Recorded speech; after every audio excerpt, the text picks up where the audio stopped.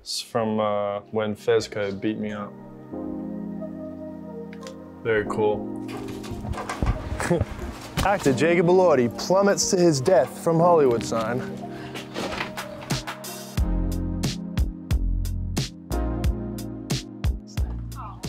Kind of speaks for itself, you know what I mean? It's pretty surreal. I remember when I was small, the first memory I have of coming to Hollywood, I was like 8 years old, and I have this impossible memory because it wouldn't work from where I was standing, but I was where the stars on the boulevard are, and there was this postcard of James Dean, and I remember saying to my mum, I was like, who is this guy? Like, his head is everywhere. In my memory, it's burned in as like this slow motion turn around, and there was just this giant white sign. So it's impossible from where I was on the strip, but for some reason, that's like what stuck with me. It's kind of, I don't know, it's quite magical.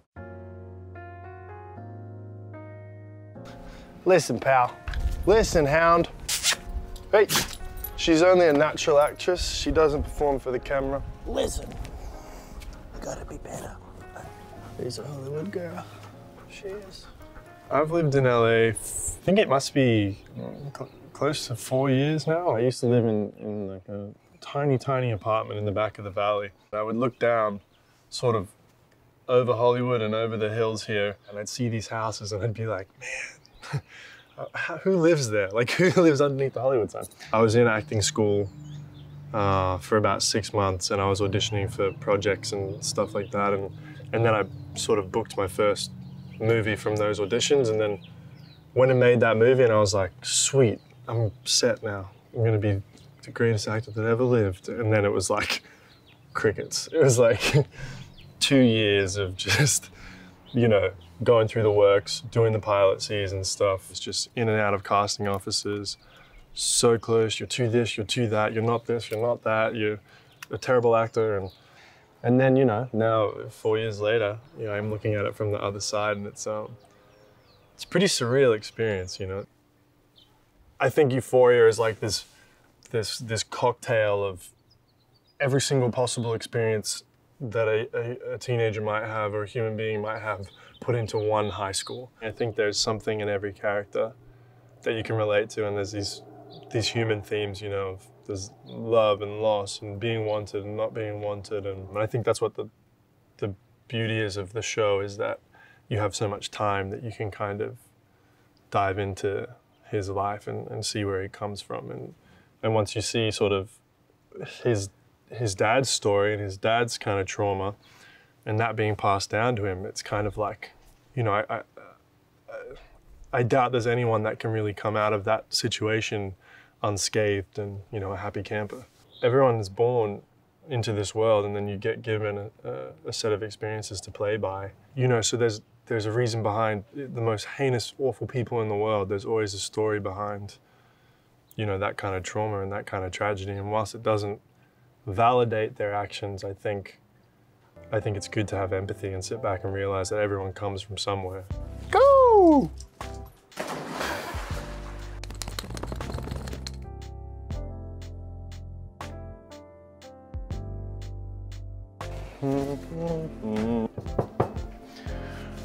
I think I make a pretty mean cup of joe. It's good soup. This is a painting by my friend Marco Ristic, the magnificent Mackie. He's a madman, but it's like a Buffalo 66 take, and it's my favorite. I just don't have anywhere to put it in here because it's like a black hole, and I feel like I'll get sucked into it and never come out again.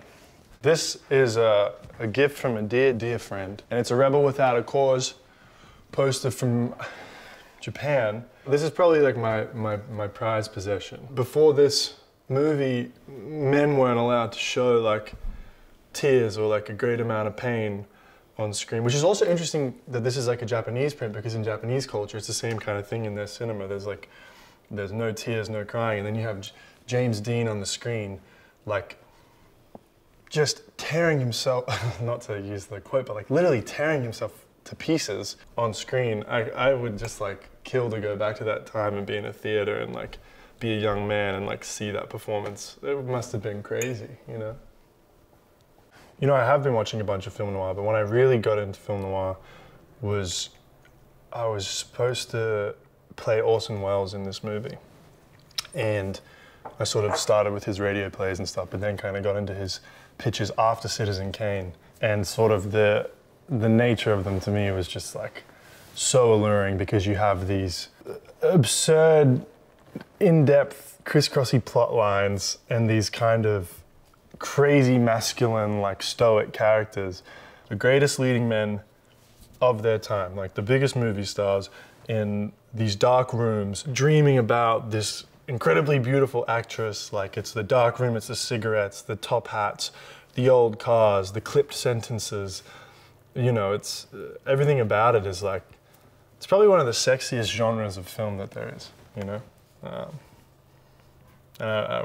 I wish that I mean, I guess we still do kind of make them, but I would like to make like an original, like hardcore film noir picture, you know?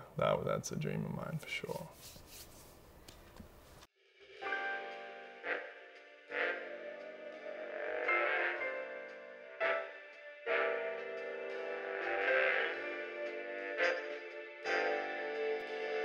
Oh, there I was, a promising young buck from Brisbane, Queensland. My Australian accent, long gone. My appetite for the truth, insatiable.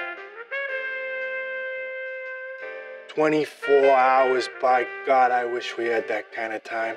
You know, I could have been somebody. I could have been something, but I sat there and I waited and I waited till finally she called.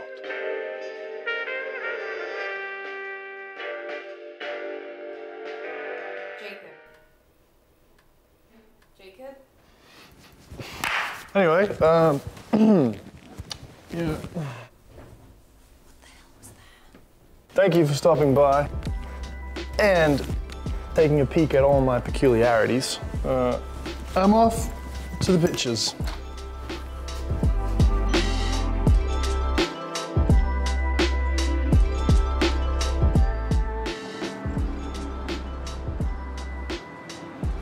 Hello. Hi, How's it going? Good, how are you doing? Actually, yeah. We have 3 cones. We have a waffle cone right here. That's what you're smelling. That one. Thanks very much. Appreciate ya.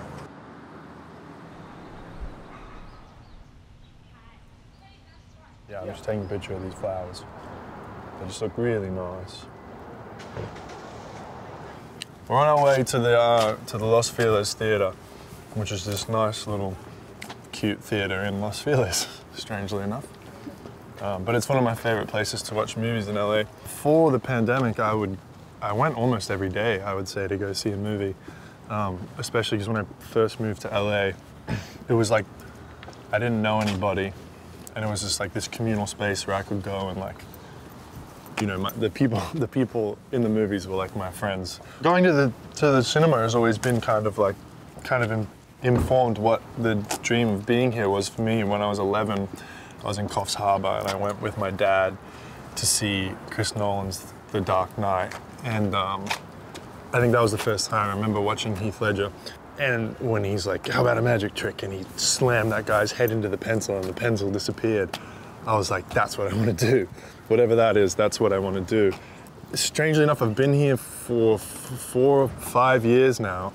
And because of this kind of terrifying new digital age, I've only ever really made things that are on like streamers or on television, and I haven't really made like a, you know, like a movie yet. And I think every time I go to the theater, it's hard to not sit there and be like, that's what I want to do that.